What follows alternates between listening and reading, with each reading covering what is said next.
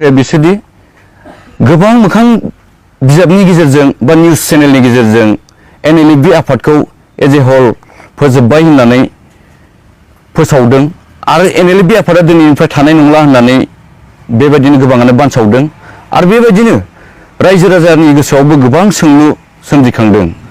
बिनिखायनो दिनै जों नैबे प्रेस मिटखौ जों दिनै होनो गोनां बाध्य जादों। थांनाय मैयानि जि समाव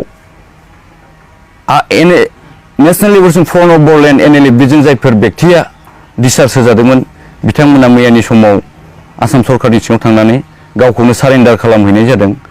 जों बेखौसो खावलायोदि बिथांमोनजों थांफानाय जायफोर सोद्रोमाफोरा सरकारा जि अनसुंथाइ होदों बे अनसुंथाइखौ जों समानै मोननानै बेबायदिनो समाजजों गामियाव थांनानै संसार जाहैफिननो हानाय बायदि समाजनि ओनसोलनि जौगानाय खामानि मावनो हानाय बायदि बिथांमोना साफ्रोमबो सुबिदाखौ मोन्थों जों बेखौसो गुरैयै खावलायदों।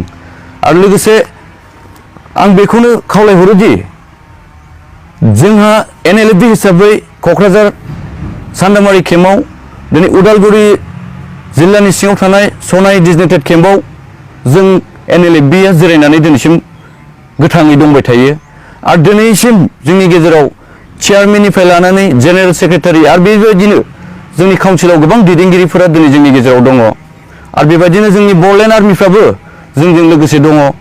दिनै मैया दाख्लै साननैसो एसे आगोलाव जोंनि बर'लेण्ड आर्मिफोरनि खुगानिफ्राय खोनानो मोन्दों जों 2 लाख फैसानि थाखाय जों गावखौ जों सेक्रिफाइस खालामनो फैयाखै, 2 लाख थाखानि थाखाय जों फैयाखै।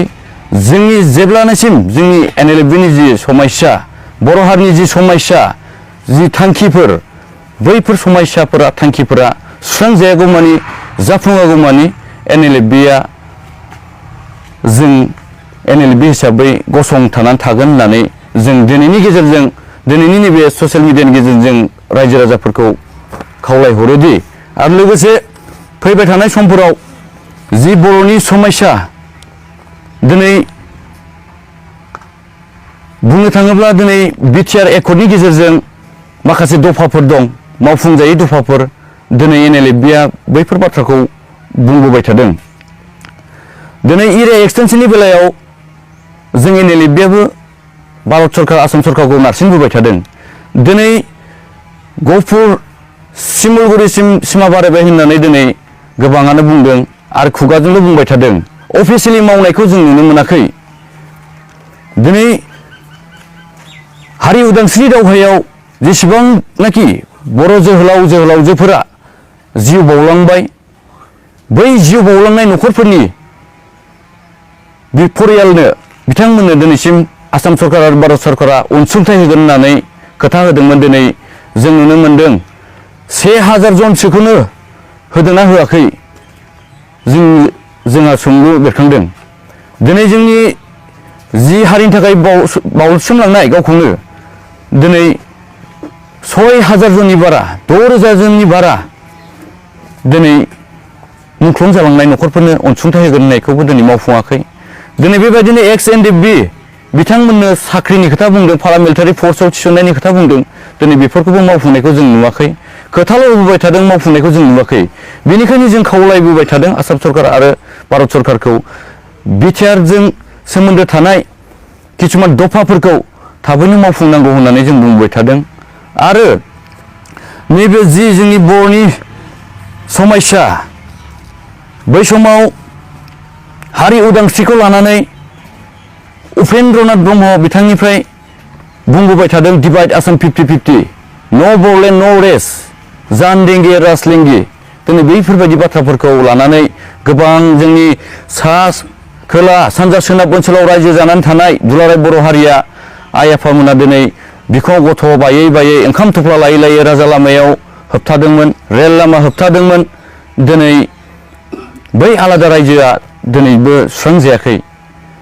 दिनै बुंनो थाङोब्ला जोंनि बर' हारिनि जि आन्दालन खालामनाय दिनै बैफोर ओरैनो दैयावसो थांदों। ल' मोनदों होननानै जों खोनानो मोन्दों। बे बेसेबां सैथो जों बेखौ उनाव मिथिलांगोन।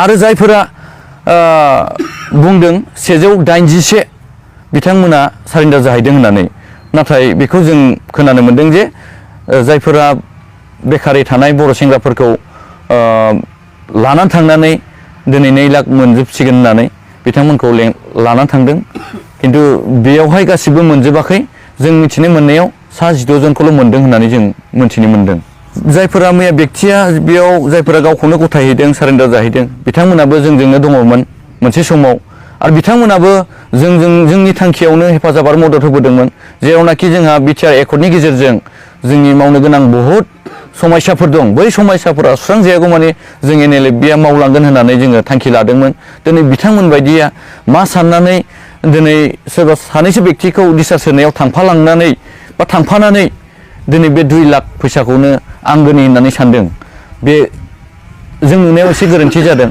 मानोना जोंनि गेजेराव जोंनि रायजो राजाफोरखौ जों मोनसे जोंनि दुरबलताखौ खोन्थानाय बायदिखौ जों नुनो मोनदों।